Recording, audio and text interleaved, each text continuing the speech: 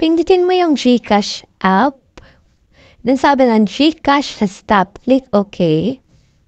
Then punta tayo sa may settings.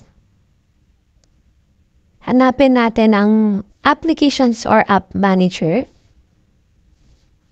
Ito. Hanapin natin ang GCash.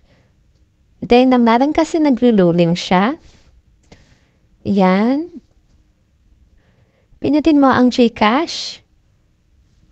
And then punta tayo sa may storage.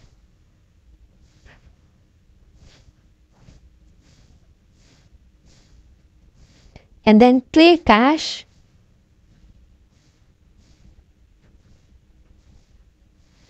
And then clear data. Delete. Then back mo. Then sa permissions, kailangan nakalaw yung mga yan.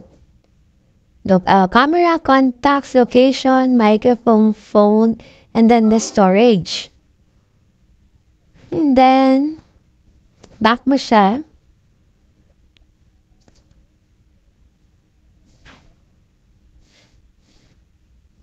Back mo ulit.